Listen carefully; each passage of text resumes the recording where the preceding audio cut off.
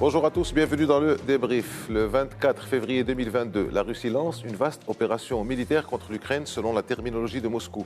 Une véritable invasion armée pour le bloc occidental. La guerre commence entre deux belligérants, certes, mais une guerre encore plus vaste éclate entre les deux camps russes et occidental, Europe et États-Unis. Dès lors, et à ce jour, on a le sentiment, et plus même, que le monde est entré dans une nouvelle phase de relations internationales. Le rapport de force est politique et idéologique, militaire, mais aussi économique et énergétique. Rien ne sera plus comme avant. Dans ce bras de fer planétaire, et contrairement au temps de la guerre froide, quand les protagonistes étaient clairement identifiés et que leurs économies étaient relativement scindées, aujourd'hui, tout est mêlé. Les anciens pays du pacte de Varsovie sont désormais intégrés à l'OTAN, et l'Europe ne peut pas vraiment faire face, malgré son envie, à la Russie de Vladimir Poutine, car son économie dépend de Moscou. En effet, près de la moitié du gaz européen provient de Russie, et les Américains s'engagent, eux, à desserrer l'étau énergétique russe sur l'Europe et à la fournir en armes au besoin. Dans les autres parties du monde, on observe. Chine et Inde jouent leur partition, alors que même que les Africains attendent de voir de quoi et comment sera faite la fin de cette guerre.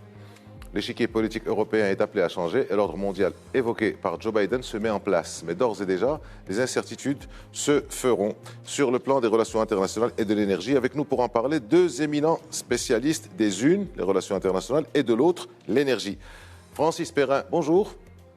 Bonjour. Vous êtes avec nous par Skype à partir de Marseille. Vous êtes directeur de recherche à l'Institut de recherche de relations internationales et stratégiques, l'IRIS, à Paris. Et vous êtes aussi chercheur associé au Policy Center for the New South à Rabat. Vous êtes aussi spécialiste connu et reconnu des questions énergétiques. Merci d'avoir répondu à notre invitation. Merci beaucoup. Professeur Zakaria Aboudahab, vous êtes enseignant de relations internationales à l'université Mohamed V de Rabat. Merci aussi d'avoir répondu présent. Merci à vous, c'est Aziz. Merci encore à vous deux. Je commence par vous, professeur Aboudahab. Un rappel donc de ce qui a conduit à cette guerre de très haute intensité. Donc on parle de l'élargissement de l'OTAN, les uns disent oui, les uns d'autres non. Le fameux concept d'étrangers proches de Vladimir Poutine, le jeu occidental, la Chine en embuscade. Qu'est-ce qui a donné qu'on en arrive à cette situation ? Alors, c'est vrai que c'est une question qui est extrêmement complexe et voire même compliquée.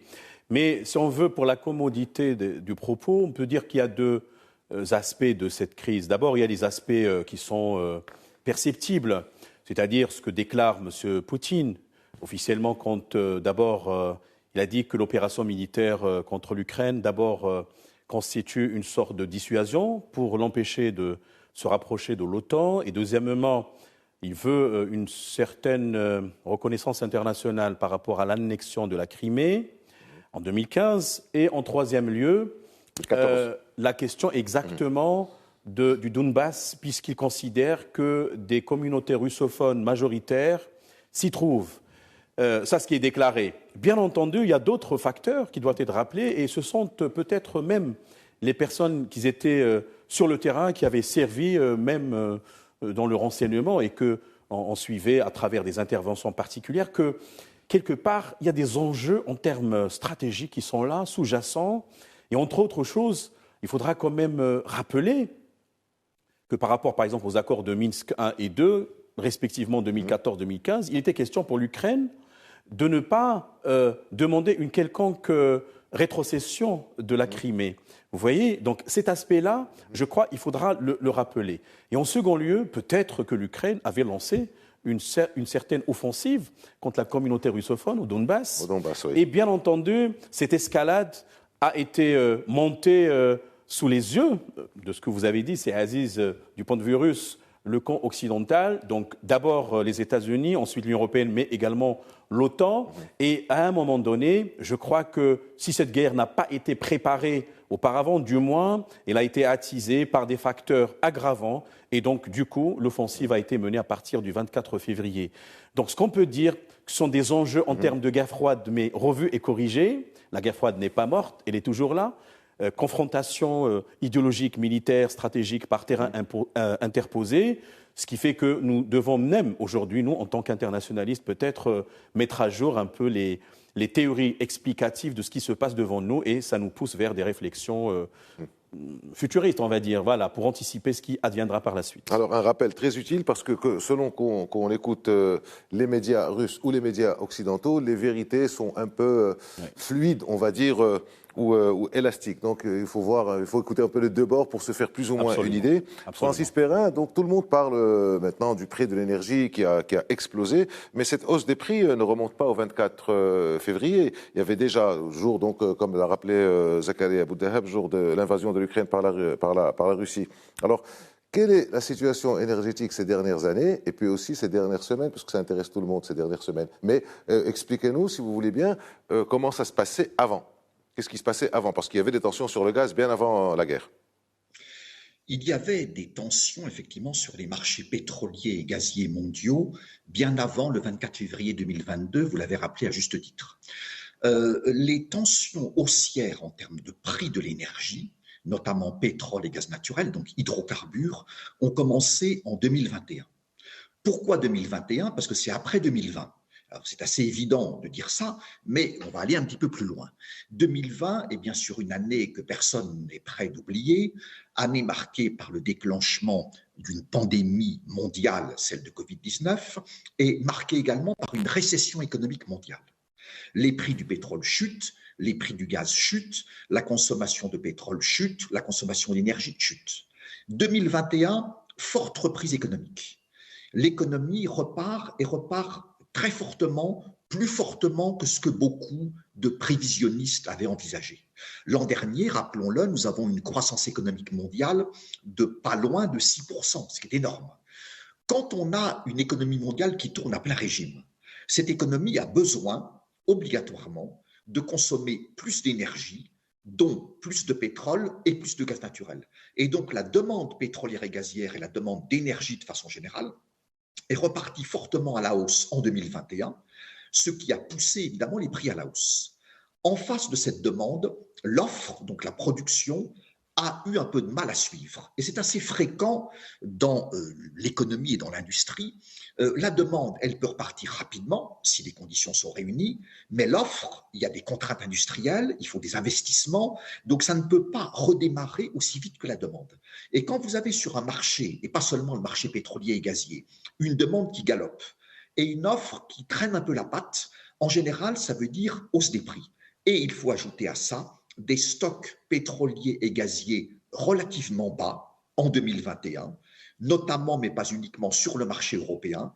Donc, si on résume, une demande en forte hausse, une production qui a un peu de mal à suivre, des stocks qui sont bas, 1 plus 2 plus 3 égale hausse des prix. Et là, on est sur des facteurs purement économiques. Et ensuite, on ajoute des facteurs géopolitiques également haussiers, avec différents problèmes, dont à l'automne 2021, le début de la crise russo-ukrainienne, et à partir du 24 février 2022, le début de la guerre en Ukraine. Et évidemment, cette crise puis cette guerre vont encore propulser à des niveaux plus élevés les prix du pétrole et les prix du gaz. Les prix du gaz vont battre un record absolu depuis le début de cette guerre. Les prix du pétrole vont monter très haut, jusqu'à près de $140 par baril. C'est le pic depuis le début de cette guerre. On n'est pas tout à fait à un record, puisque le record, c'est $147 par baril pour le pétrole Brent produit en mer du Nord en juillet 2008, mais on est arrivé très près du record. On a baissé, on a remonté, on a rebaissé. Aujourd'hui, donc le 1er avril, au moment où nous enregistrons l'émission, nous sommes à peu près à $105 par baril, mais donc des prix du pétrole et des prix du gaz fort élevés depuis 2021 et de plus en plus, pour un cumul de raisons d'abord économiques, puis géopolitiques, puis évidemment, depuis février, la guerre en Ukraine. Je ne voudrais pas jouer les oiseaux de mauvais augure, mais on est qu'au début de cette crise géopolitique et de cette guerre. Être à 139, bon, c'est vrai qu'il y a eu un pic à la fin du mois de février, mais bon, on espère que ça ne remontera pas, que ça n'explosera pas. Zakaria Aboudahab, est-ce qu'on peut véritablement parler d'une alliance au sein du bloc occidental, sachant que les discours sont différents, les intérêts sont différents, parfois même antagoniques ou contradictoires? La question est simple. Que cherchent vraiment les États-Unis et qu'attendent vraiment les Européens? Pour les Russes, on a compris. Bon, depuis l'arrivée de M. Joe Biden, l'idée c'était de recoaliser le monde occidental à partir d'un nouveau leadership américain qui allait se déployer sur plusieurs niveaux au sens géostratégique et au sens géopolitique du terme, que ce soit en resserrant le lien transatlantique, qui a été un peu bridé par M. Donald Trump, puisque suspension des négociations devront aboutir à sa conclusion. Oui, Macron parlait même, Emmanuel Macron parlait de mort cérébrale. Absolument. Quand il parlait de l'OTAN, je me souviens. Et donc, comme vous le savez, M. Trump a détricoté pas mal d'accords, l'accord de Paris, s'est retiré de l'OMS, etc. Bon, l'idée, c'était de faire renaître un peu un multilatéralisme qui a été bridé, il faut le dire, un peu effrité, atomisé. Quand bien même il y a eu parfois quelques incidents diplomatiques entre la France, Royaume-Uni, États-Unis, allant même jusqu'au rappel de l'ambassadeur français aux États-Unis à Washington. Mais en fait, c'est un peu conjoncturel. La France devait rappeler quand même un certain nombre de constances. Et parmi les objectifs, si vous voulez, stratégiques de M. Biden, l'administration, c'est d'abord endiguer l'expansionnisme chinois, non seulement au sens géostratégique du terme Indo-Pacifique, mais aussi sur le plan économique avec la 5G, Huawei, etc., mais aussi un peu ralentir, si vous voulez, la percée russe, quand on sait que la Russie a déployé une stratégie de, si vous voulez, un peu du soft power made in Russia. Ceci dit, il fallait quand même redynamiser les alliances traditionnelles. Ça passe d'abord par l'OTAN. Donc il y a eu des réunions, je crois, virtuelles et en présentiel. L'idée, si vous voulez, par M. Biden, parce que c'est le parapluie américain. Et maintenant, cette crise, justement, si vous voulez, un peu donne raison à ce type de format qui a fonctionné. L'OTAN, il faut rappeler, chers téléspectateurs, ça a été fondé en 1949. L'idée, c'était de lutter contre le péril rouge, qu'on appelait, et évidemment, laisser l'Allemagne dans une position un peu de neutralité et en même temps permettre aux États-Unis d'être présents en Europe, non seulement à travers l'OTAN, mais aussi à travers le plan Marshall, qui a injecté énormément de fonds dans les circuits européens. Bon, par la suite, l'Europe s'est ressaisie à partir de 1957 avec la CE. Maintenant, ce que nous voyons, effectivement, que le déclenchement de cette conflictualité très inquiétante bien, va faire renaître un peu de ses cendres, peut-être de vieilles formules. On voit donc l'OTAN revue et corrigée, mais on parle aussi, il ne faut pas l'oublier, de l'OSCE, c'est-à-dire l'Organisation de la sécurité et de la coopération en Europe qui a été créée par l'acte d'Helsinki en 1975. Et tout simplement, ça permet un peu de remembrer les éléments de ce bloc, si vous voulez, occidental. Mais les enjeux sont différents aujourd'hui, à mon sens.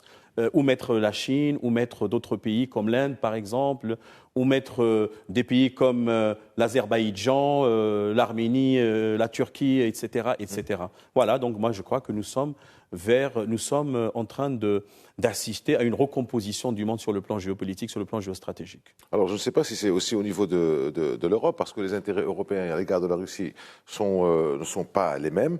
Et les résistances ou les réactions des différents États européens par rapport à ce qui se passe dans la durée, bien entendu, risquent de ne pas être vraiment les mêmes. Alors justement, Francis Perrin, il y a une grosse dépendance de l'Europe à l'égard de la Russie pour le gaz. On parle de 45-47%, je parle sous votre contrôle. Et donc, on peut se demander si les Européens ont les moyens de se désengager de cette dépendance à l'égard du gaz russe, malgré les promesses américaines de combler le déficit. Est-ce qu'ils en ont les moyens? Vous avez les chiffres, certainement, vous allez pouvoir nous les donner. Et autre question subsidiaire, si vous permettez, est-ce que l'Europe n'a pas été finalement trop peu prévoyante, voire même coupablement peu prévoyante? L'Union européenne et les États-Unis sont des alliés. Cela ne veut pas dire qu'ils ont exactement les mêmes intérêts dans toutes les situations, dans tous les contextes. C'est normal. Vous avez donné le bon chiffre en matière de gaz. Aujourd'hui voulant dire 2020-2021, le gaz russe représente à peu près 45% des importations gazières de l'Union européenne. La proportion est similaire pour le charbon russe. Et pour les importations pétrolières de l'Union européenne, la part de la Russie est de 25 à 30%. C'est donc un taux de dépendance élevé, et notamment très élevé pour le gaz et pour le charbon. Et parmi ces deux énergies, pour l'Europe, la plus importante est évidemment le gaz naturel, et c'est pour ça qu'il est important de mettre l'accent là-dessus. Les États-Unis n'ont pas évidemment ce problème-là. Ils sont un grand producteur d'énergie fossile, premier producteur mondial de pétrole devant la Russie, premier producteur mondial de gaz naturel devant la Russie.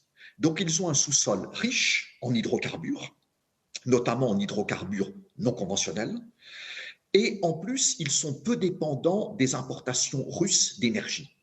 L'Union européenne n'est pas un grand producteur d'énergie fossile et est fortement dépendante de la Russie. Donc il y a une différence de situation des deux côtés de l'Atlantique, entre ces deux alliés. Et d'ailleurs, le président Joe Biden, lorsque le 8 mars, il adopte un embargo sur le pétrole russe, sur les produits pétroliers russes, sur le gaz russe, sur le charbon russe, il dit dans son discours au peuple américain, nos alliés européens ne sont pas dans la même situation que nous, situation énergétique, et donc on ne peut pas s'attendre à ce qu'ils prennent la même décision que nous, ce qui est parfaitement raisonnable, ce qui est parfaitement réaliste. Donc, il y a cette différence de situation liée au fait que des deux côtés de l'Atlantique, on n'a pas du tout les mêmes réserves d'énergie fossile et on n'a pas le même degré de dépendance par rapport à la Russie. Et il faut donc, par conséquent, tenir compte de ces différences si on veut mettre sur la table une politique réaliste. Alors, que dit l'Union européenne? Elle dit embargo sur le pétrole et le gaz russe maintenant, ce n'est pas possible. Les Américains peuvent le faire, pas nous, ce qui est juste. Mais l'Union européenne ajoute deux choses. Dans un délai d'1 an, donc le court terme, nous allons réduire fortement notre dépendance envers le gaz russe. Dans un délai 50 milliards de mètres cubes à peu près. Ils se sont engagés sur ça. Alors, l'idée, c'est de réduire la dépendance, les importations russes de gaz de 1/3 à 50%. En 1 an, c'est très, très ambitieux. Et deuxième objectif à moyen terme, à peu près 5 ans, l'Union européenne veut se passer complètement du pétrole et du gaz russe. Les deux objectifs, court terme 1 an, moyen terme 5 ans, sont très ambitieux. Mais il est certain que les dirigeants européens ne peuvent pas dire on arrête demain, dans un jour, dans une semaine, dans un mois, d'importer du pétrole et gaz russe. Les Américains peuvent le faire, ils l'ont fait. Les Européens ne peuvent pas le faire, mais ils vont s'inscrire avec un calendrier différent pour aller dans la même direction. En matière d'énergie, la question de la temporalité est extrêmement importante. Parfois, deux pays ou un pays, un bloc régional peuvent faire la même chose, mais pas dans la même échelle de temps. C'est ce que l'on voit entre l'Europe et les États-Unis aujourd'hui par rapport à l'énergie venant de Russie. Mais les Européens n'ont pas prévu ça, Francis Perrin? Alors, oui, vous avez raison, j'ai oublié votre deuxième question. Alors, est-ce que les Européens ont fait preuve d'imprévoyance? Ma réponse à votre question claire sera claire, oui. Alors, c'est une réponse synthétique, mais je vais quand même un petit peu la développer. Pourquoi? Ce n'est pas la première fois en 2022 qu'il y a des alertes en termes de risques géopolitiques concernant le gaz russe. Il y a eu une crise russo-ukrainienne du gaz en janvier 2006. Pas une guerre, une crise gazière. Il y a eu une crise russo-ukrainienne du gaz en janvier 2009. Il y a eu la première guerre russo-ukrainienne en 2014. Et maintenant, il y a la deuxième guerre russo-ukrainienne en 2022. Donc les Européens savent depuis plus de 10 ans que la question du gaz russe et du pétrole russe, surtout du gaz, est une question géopolitique très complexe et qu'il y a là un degré de risque politique qu'il faut intégrer dans les décisions énergétiques. La Commission européenne demande depuis plus de 10 ans aux pays européens de diversifier davantage leurs importations gazières, ce qui veut dire en clair de moins dépendre de la Russie depuis plus de 10 ans, pas depuis le début 2022. Et pendant des années, les Européens, en écoutant d'une oreille la Commission européenne, ont continué à faire comme d'habitude, c'est-à-dire à compter, pas en totalité, mais à compter fortement sur le gaz russe.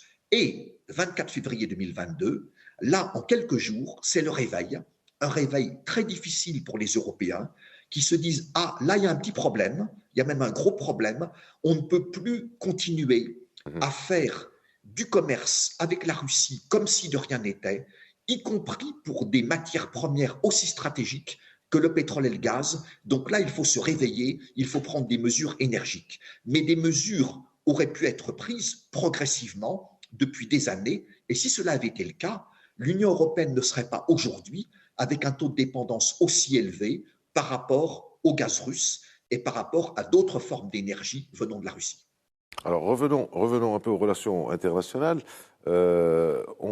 Zakaria Boutahab, on parlait de plaque eurasiatique, ou d'Eurasie, un concept qui faisait sens, qui était en construction, peut-être même en devenir.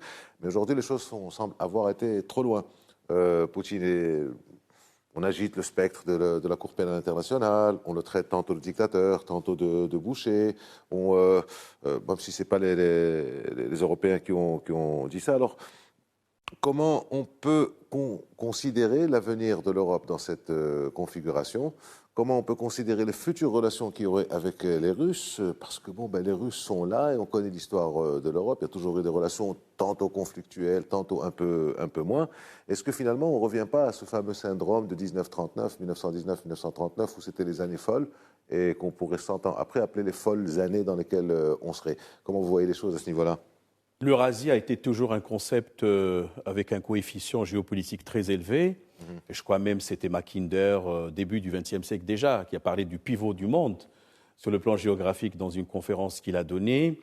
Et c'est un peu la jonction, vous voyez, entre l'Asie et l'Europe. Et de toutes les manières, c'était toujours une zone potentiellement un peu conflictuelle, parce que ce sont des lignes de démarcation ou des lignes de fracture, non seulement au sens géostratégique du terme, et non seulement au sens idéologique du terme, mais aussi au sens géoculturel du terme. Où mettre la Russie? Monde occidental, monde oriental, etc. Comment la Russie perçoit l'Occident?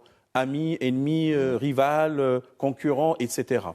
Et à un moment donné, aujourd'hui, nous devons dire, il faut le reconnaître, que les anciennes formules traditionnelles sont dépassées, surannées. L'ONU même, à leur tête, dans le sens où, par exemple, aujourd'hui, la configuration du Conseil de sécurité, la question des voix, la question de la pondération, etc., etc. Et en second lieu, on peut dire aussi et interpeller le sens même de l'OTAN aujourd'hui. Est-ce que réellement l'OTAN contribue à assurer la sécurité de l'Europe occidentale ou du monde occidental de façon générale? Et puis, fallait-il à chaque fois chercher à élargir le spectre en adhérant d'autres pays qui anciennement étaient dans le camp socialisme, la Pologne, comme la Hongrie, etc., etc. De là est venu le problème d'ailleurs. Donc, ce facteur aujourd'hui, et d'ailleurs, je rappelle, c'est Aziz, que beaucoup de prospectivistes, avant même 2020, avant la pandémie, avaient un peu prédit que la décennie qui allait suivre allait être un peu explosive. Donc, on peut citer un certain nombre d'experts en la matière. Mais on va dire qu'il y a une montée de la tension aujourd'hui par facteur aggravant, même sur le plan écologique, le changement climatique, ce qui s'est passé en Amazonie il y a quelques années, 2 ou 3 années, au Brésil. La pandémie de la Covid-19 également a apporté, on va dire, des éléments déstabilisateurs. On a vu sur le plan sanitaire un désordre, parfois même chaotique, chez les pays européens eux-mêmes, le chacun pour soi, comme on dit en néoréalisme, le self-help, etc. On va dire, pour résumer, difficile de prédire qu'allait être le monde de demain. Ce qui est certain, c'est que nous sommes sur des champs un peu mobiles. Le terme d'alliance aujourd'hui, quel est son sens profond? Après le Brexit et la constitution de pactes nouveaux comme AUKUS entre le Royaume-Uni, l'Australie et les États-Unis d'Amérique, le pacte de Shanghai, l'organisation qui a été créée au début du XXIe siècle, mais maintenant elle est un peu revue et corrigée, l'alliance entre la Chine et la Russie, quid aussi d'autres régions. Donc, ce qui fait que le tableau n'est pas clair. Je crois qu'il y a beaucoup de zones d'ombre, beaucoup de zones grises. Il faut certes du temps pour voir quel type d'instrument allait naître de cette confrontation qui, moi, je pense, dépasse seulement la Russie et l'Ukraine, mais ça symbolise un nouvel affrontement avec des dimensions plurielles, comme on le disait tout à l'heure avec M. Perrin, sur le plan géoéconomique, sur le plan géostratégique, sur le plan géoculturel, etc., etc., etc. D'accord. Donc, finalement, si on relie les choses, il y a un changement de configuration internationale qui est en train de se faire et qu'il n'y a pas uniquement l'Europe. Finalement, dans cette question, on peut dire que l'OTAN n'est pas véritablement partie prenante, que les causes ou sources du problème, mais qu'elle n'est pas partie prenante dans cette guerre, et que donc les choses vont se régler finalement, comme d'habitude, enfin comme dans le temps, dans les temps immémoriaux dont nous rappelons, entre Moscou et Washington, quelque part, avec l'Europe au milieu. Je pense que ça va être ça. Alors Francis Perrin, je voudrais vous faire réagir aussi sur cette... Vous avez commencé à en parler tout à l'heure, sur la crise de l'offre et la crise de la demande. Forcément, si jamais il y a une coupure de gaz russe, comme ça a commencé à être agité cette semaine, on va voir les Européens qui vont être véritablement en difficulté, les Américains qui auront toutes les difficultés du monde à pouvoir les remplacer, à pouvoir les compenser. Donc il y a l'Australie, il y a le Qatar, mais l'Australie et le Qatar ont aussi des clients. Est-ce que ces clients accepteront de baisser leurs prétentions, enfin leurs commandes? Tout ça est très flou. Et puis je voudrais aussi vous poser une question surtout, mais ça va être après la pause parce que le temps file, ne pardonne pas, et on est déjà à la moitié de l'émission, au niveau du gaz de schiste. On va voir que les Américains ne vont pas se refuser les choses, alors qu'il y a des gisements de schiste en Europe, en France, en Allemagne. Alors ça fait beaucoup de questions, vous allez les garder dans un coin de votre mémoire et vous répondrez à tout ça juste après la pause. On se retrouve dans quelques instants. Allez, on démarre pour la deuxième partie du débrief consacré encore une fois à la guerre en Ukraine et ses répercussions, tant au niveau des relations internationales que de la géopolitique. Pour celles et ceux qui nous rejoignent, bonjour. Nous en parlons avec Francis Perrin, directeur de recherche à l'IRIS, Institut de Relations Internationales et Stratégiques à Paris, et chercheur associé au PCNS, Policy Center for the New South, et Zakaria Aboutahab, professeur de Relations Internationales à l'Université de Rabat. Juste avant la pause, Francis Perrin, je vous posais la question sur donc, les tensions qu'il y a sur l'offre et la demande et comment réagir dans le cas où Vladimir Poutine, où la Russie bloquerait, couperait le robinet du gaz, et comment ça va se passer aussi au niveau du gaz de schiste, sachant qu'il y a des gisements considérables en Europe, mais apparemment c'est les Américains et les Canadiens qui vont les exploiter. Alors, juste avant la pause, vous disiez, s'il y a demain, prochainement, une coupure des approvisionnements gaziers, les Européens seront en difficulté. Et vous avez parfaitement raison. Mais il faut ajouter un point. S'il y avait une coupure des approvisionnements gaziers, la Russie serait en difficulté. En matière d'énergie, la dépendance n'est pas forcément à sens unique. Il y a, en l'occurrence, une double dépendance. Les Européens ont besoin du gaz russe pour leurs approvisionnements. La Russie a besoin du marché européen pour avoir des débouchés pour son gaz. C'est la raison pour laquelle je ne suis pas du tout persuadé que ce sont les dirigeants russes qui vont couper le robinet du gaz. Parce que leurs exportations de gaz et de pétrole vers l'Europe représentent une part importante de leurs recettes d'exportation. Et que les dirigeants russes ne sont certainement pas des imbéciles. Alors, en cas de problème d'approvisionnement, pour une raison ou pour une autre, qu'est-ce qui pourrait se passer?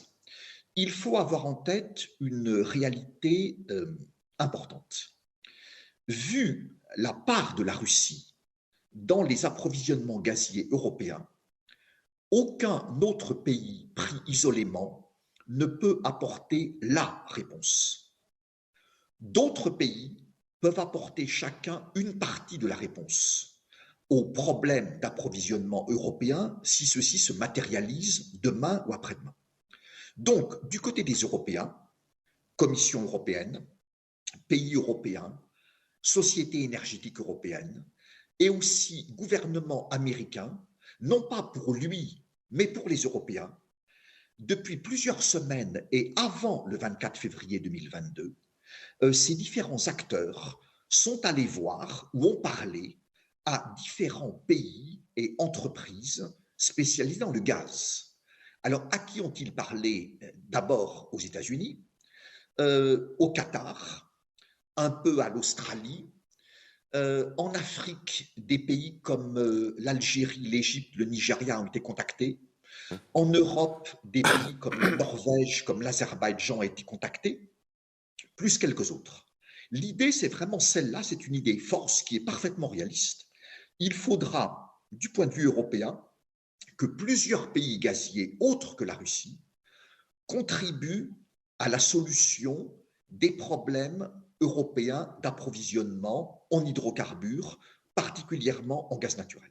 Les États-Unis vont jouer un rôle important. Ils ont d'ailleurs déjà signé un accord avec l'Union européenne pour augmenter leurs exportations de gaz naturel liquéfié vers le marché européen en 2022 et dans les années suivantes. Mais il faudra aller trouver d'autres pays parmi ceux que j'ai évoqués. Vous avez aussi posé une question sur le gaz de schiste.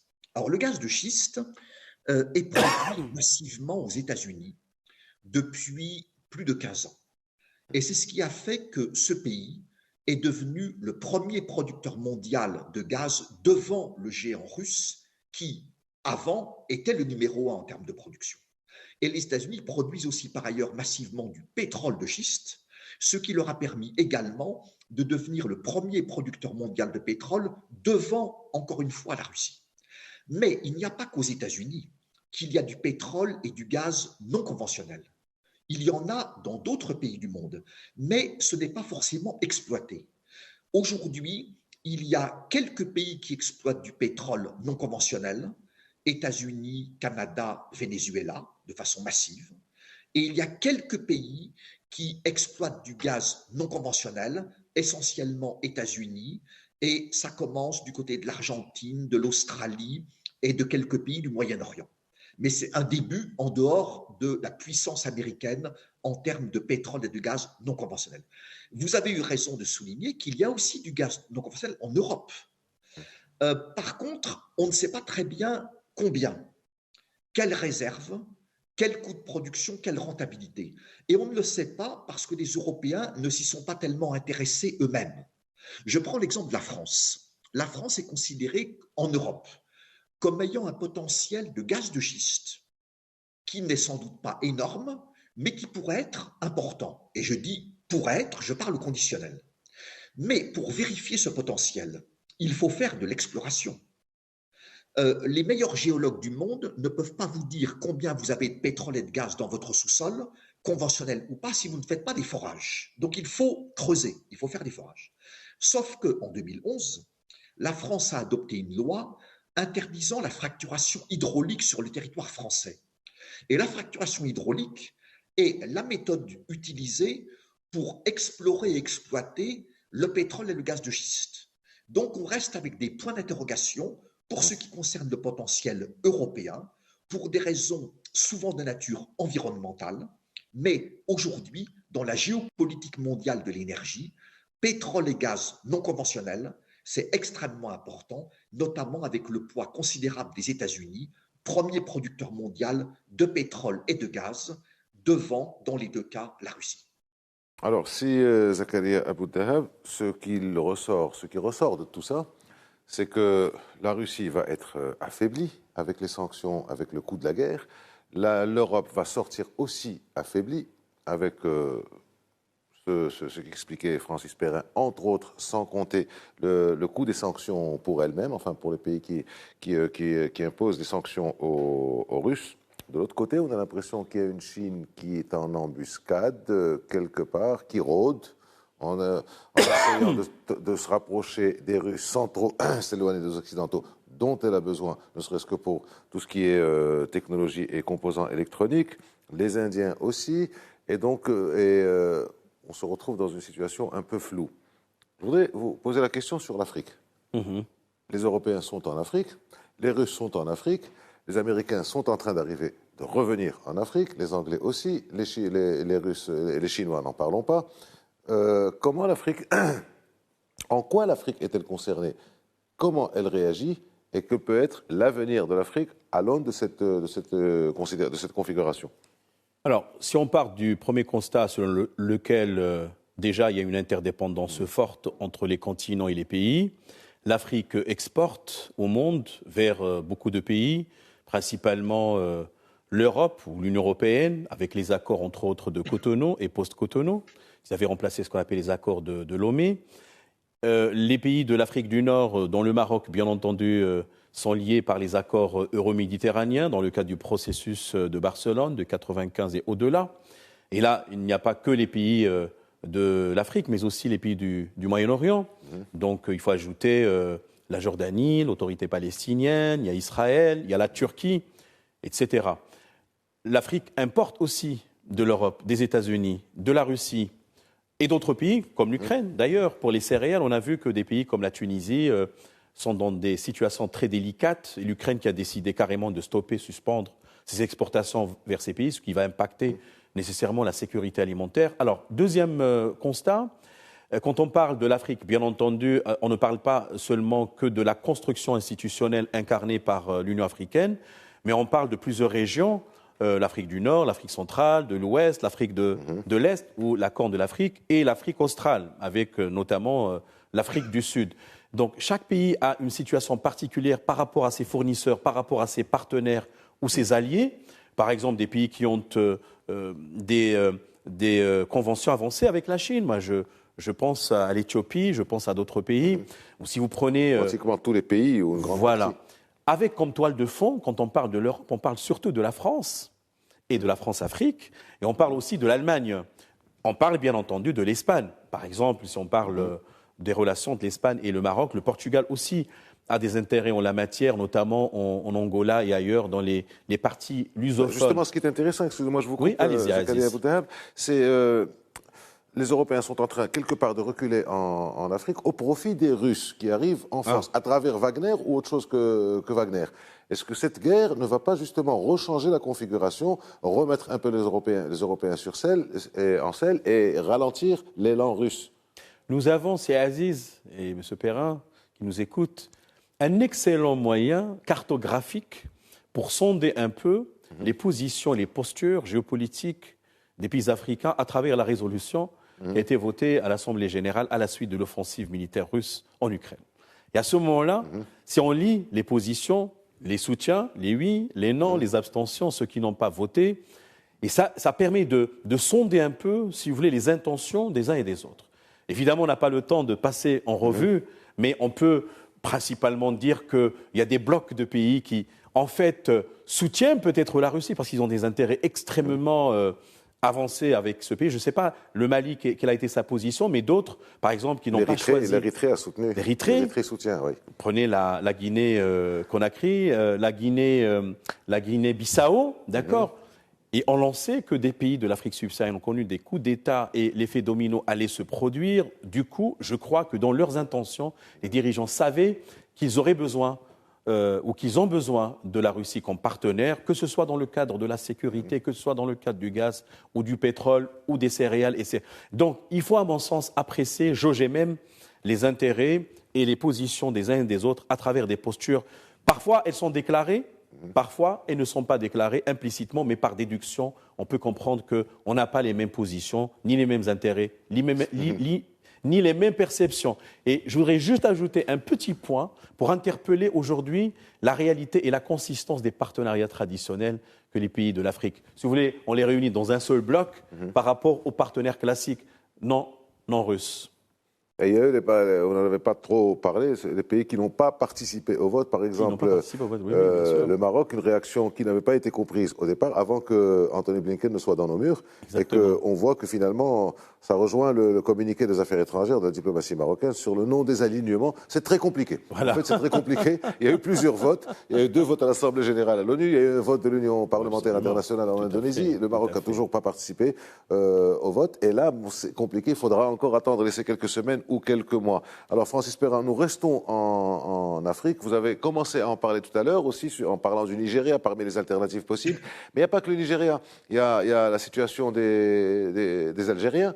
Il y a le gisement Tortue, je pense, c'est comme ça qu'il s'appelle, au large de la Mauritanie et du Sénégal. Il y a la crise en Libye avec les nouveaux gisements offshore. Il y a, est-ce que ça ne peut pas, on ne sent pas qu'il y ait véritablement un rapprochement, ou alors peut-être que je pêche par ignorance, mais est-ce qu'il y a véritablement un rapprochement? Est-ce que l'Afrique peut prendre la relève à moyen terme? Est-ce que les Algériens ont de quoi fournir le marché européen à plus ou moins court terme?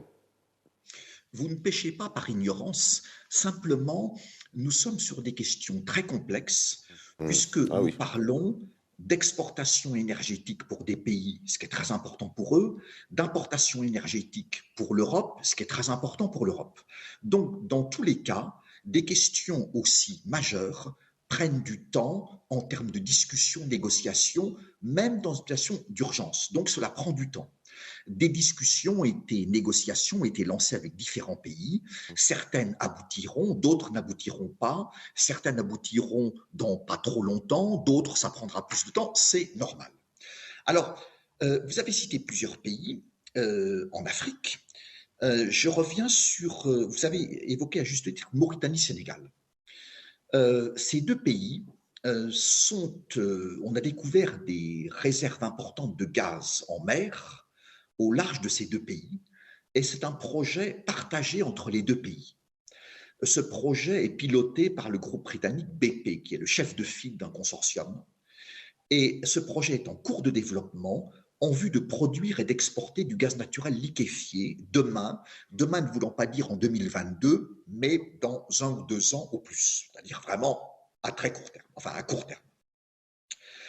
La Mauritanie et le Sénégal et BP, qui développent ce projet, BP envisageait 3 régions en termes d'exportation du gaz naturel liquéfié lorsque ce projet serait en fonctionnement. Le marché européen, le marché asiatique, le marché Amérique du Sud. Au regard de ce qui est en train de se passer, la guerre en Ukraine et ses conséquences géopolitiques et énergétiques, il est tout à fait possible et probable que les Européens aillent négocier avec les dirigeants sénégalais et mauritaniens et avec le consortium dirigé par BP pour dire, vu la situation, on aimerait bien qu'une partie importante de ce gaz aille vers l'Europe. Et ensuite, on entre dans des discussions commerciales. Il y a des problèmes de prix, évidemment, parce que le gaz, ça ne se donne pas, le pétrole non plus, ça se vend.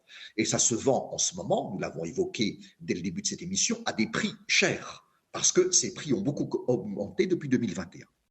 Un autre pays dont je n'ai pas encore parlé, on n'a pas encore prononcé ce mot en Afrique, le Mozambique.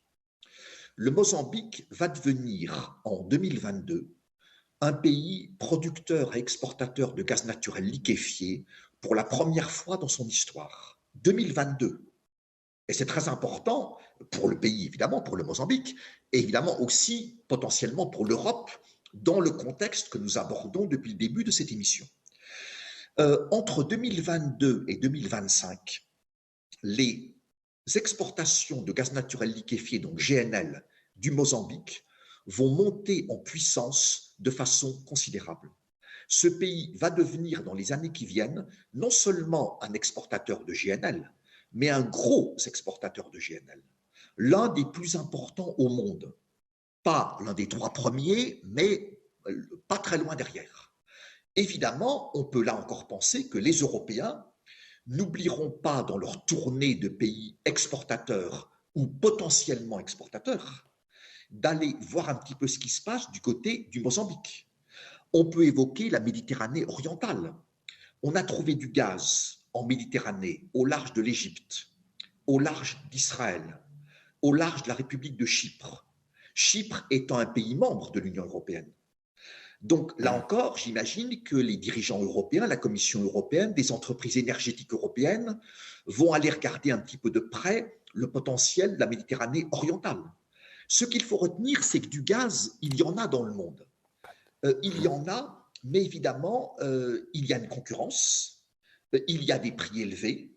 Dans certains cas, certains pays ont déjà les infrastructures pour produire et exporter ce gaz.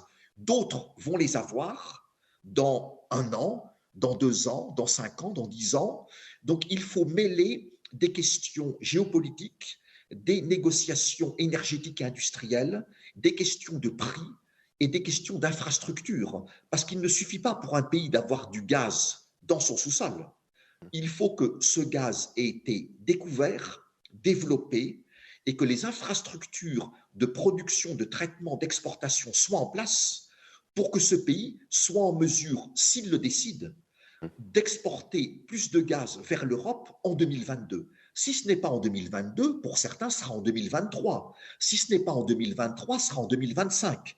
Ce qui est clair, c'est que dans la suite de la guerre russo-ukrainienne, les conséquences énergétiques pour l'Europe sont pour partie des conséquences de court terme. Là, on est face à une urgence, mais aussi des conséquences de moyen et de long terme. Nous retrouvons l'articulation entre ces différents éléments des temporalités énergétiques. Alors, Zakaria Boudab, je voudrais revenir sur les récentes évolutions. Vous savez, on a cette théorie du mort au kilomètre en tant que journaliste, mais aussi l'intérêt géopolitique et l'intérêt diplomatique au kilomètre. Donc, il y a eu des récentes évolutions des diplomaties allemandes et espagnoles à l'égard de l'affaire du Sahara, au profit donc du Maroc. Est-ce que,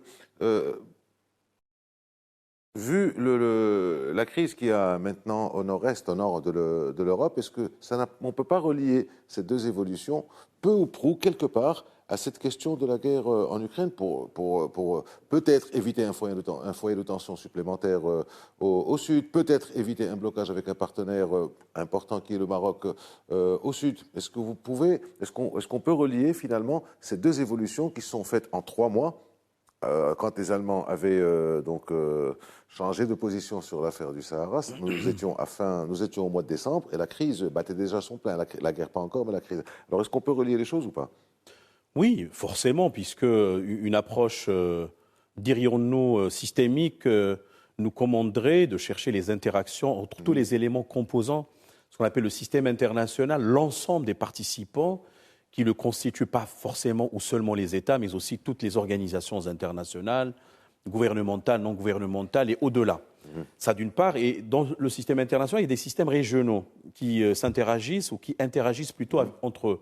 Nécessairement, l'élément holiste, si vous voulez, global, va forcément et ipso facto engendrer des conséquences en termes parfois d'accélération, de révision, de recomposition, etc. Et on ne peut pas extraire ce qui s'est passé entre le Maroc, donc qui appartient à la Méditerranée occidentale, à l'Afrique du Nord, au Maghreb, monde arabe, islamique, africain, etc., avec des pays importants au niveau de l'Union européenne, membres de l'OTAN, que sont l'Allemagne et l'Espagne. De ce point de vue, si on peut un peu cogiter, on peut dire que oui, d'abord, la crise en Ukraine a réveillé un certain nombre de problématiques, si vous voulez, sur le plan énergétique, sur le plan de la sécurité alimentaire, sur le plan de la mise en place d'un certain nombre de filets de sécurité, d'atténuation de crise. Alors moi, je pense aussi que l'Espagne, certes, a dû réviser un certain nombre de postures sur la base, certes, d'une démarche qui est marocaine. Sa Majesté le Roi, le 20 août, l'avait si bien dit en 2021, qui suivait à titre personnel et pourparlers entre les deux pays, mais il fallait un peu rendre la relation plus fluide, transparente, claire, pas de réflexes unilatéraux. Et le Maroc a obtenu, à mon sens, un gage de bonne conduite et un gain diplomatique considérable en contraignant l'Espagne, justement, à sortir d'une neutralité négative, à la rendre maintenant dans une démarche plutôt de neutralité positive, appuyant le plan marocain d'autonomie sous souveraineté marocaine. Pour l'Allemagne, c'est vrai qu'il fallait d'abord rappeler la succession à Mme Merkel et l'installation de l'équipe de M. Olaf Scholz. Et donc, du coup, on peut dire qu'il y a un contexte spécifique pour chaque pays, que ce soit l'Allemagne, que ce soit l'Espagne. Un contexte global qui aurait joué le facilitateur. Mais une démarche, comme je l'ai dit, structurelle, globale, holiste, interdépendante. Forcément, je pense que c'est un accélérateur de changement et nous sommes dans des transitions multiples. Par exemple, le Maroc pourrait offrir une alternative pour les énergies renouvelables. On sait que les Allemands sont extrêmement intéressés. Peut-être ça va un peu... L'hydrogène vert, surtout. Voilà, ressusciter, je ne sais pas moi, la liaison fixe entre le Maroc et l'Espagne, c'est une vieille notion, un vieux projet qui va être peut-être remis sur la table. Et ainsi de suite. Oui, c'est un accélérateur de changement. Voilà, c'est certainement. Francis Perrin, il nous reste 2 minutes et demie, voire 3. Allez, on va être large. Je reste avec vous sur l'Algérie, encore une fois. Alors, il y a eu cette évolution diplomatique de Madrid, et puis Alger qui réagit en rappelant son ambassadeur pour consultation. En consultation, on a vu comment il y a eu la coupure, donc la rupture du contrat sur le gazoduc Maghreb-Europe. Est-ce que vous pensez que cette nouvelle position espagnole pourrait influer sur les Algériens qui prendraient peut-être une autre décision en coupant le Medgaz qui va directement d'Algérie en Espagne ou en augmentant sur celui qui va vers l'Italie? Comment vous voyez les choses? L'Algérie est reliée à l'Union européenne par 3 gazoducs, 2 en fonctionnement, un qui a été fermé, le gazoduc Maghreb-Europe, dont nous avons parlé à l'instant. Les 2 autres qui restent en fonctionnement actuellement, c'est le Transmed, donc Algérie, Tunisie, Méditerranée, Italie, et le Medgaz, Algérie, Méditerranée, Espagne et ensuite Portugal. Par ailleurs, l'Algérie a des usines de liquéfaction du gaz à Arzeu et à Skikda sur sa côte méditerranéenne, qui sont donc tournées vers l'Europe.